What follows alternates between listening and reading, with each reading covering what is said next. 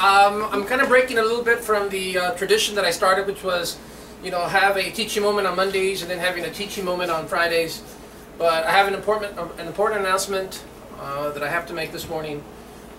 This is where hopefully all the teaching moments that I've been giving to the team will have hopefully a positive effect on how we're going to deal with what I'm about to announce.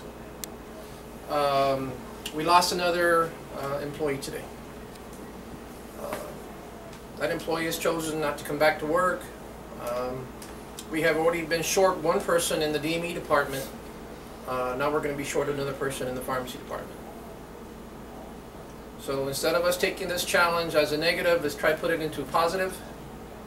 Let's get into the frame mind that everything that we've been learning about how to deal with adversity and dealing with issues as they come up. How are we going to deal with this issue of now being shorthanded now in the pharmacy and being shorthanded now in the DME department? Now we do have a plan of action in place to correct these deficiencies, but they don't necessarily result in someone coming in to walk in the door tomorrow that's going to fit the team that I'm trying to develop. And so I'm going to interview 2 people in the next hopefully week or so. Unfortunately, obviously I'm going out of town tomorrow and I won't be back until Friday night.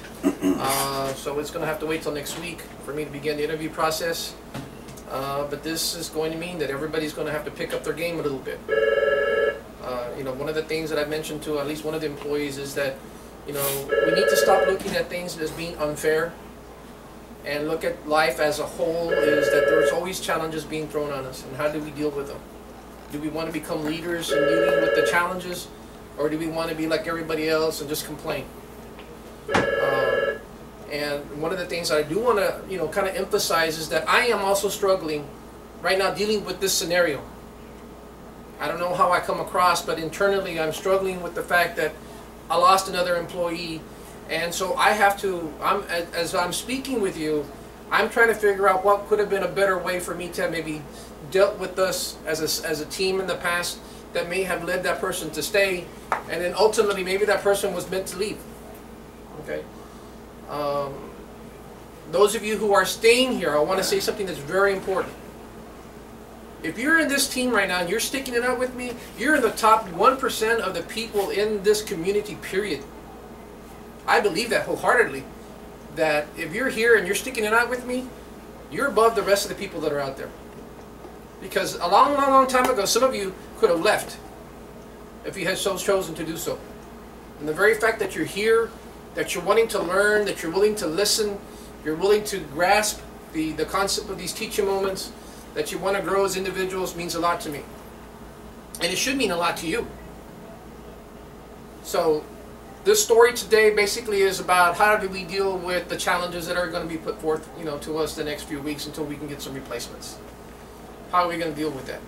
We're going to have people having to do more work for the same pay, for the same number of hours that we have in each day.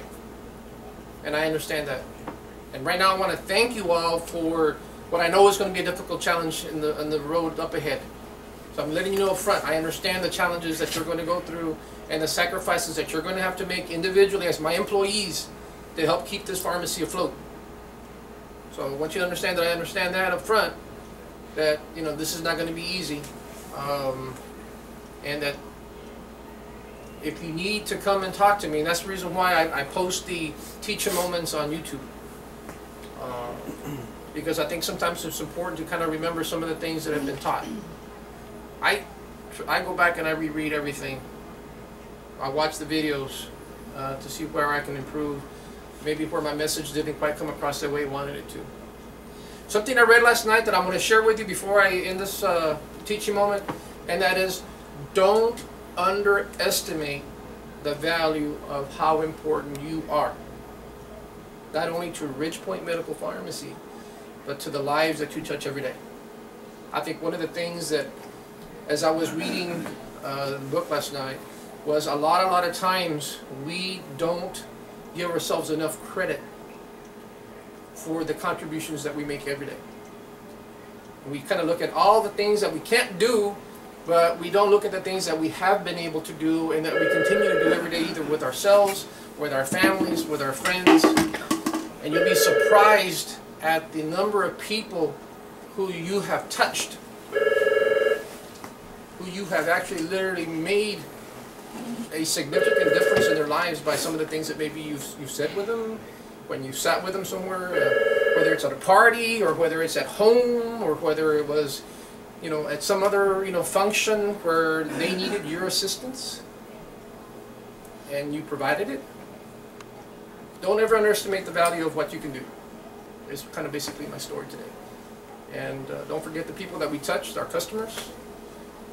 Some of you have already touched their lives and they come back to ask for Sylvia, or they ask for Laura, or they'll ask for Andy, or they'll ask for Lisa, because you've touched them and you've made a difference in how you came across to them. And so don't forget those little moments, and let's, you know, continue to work hard, let's prosper together.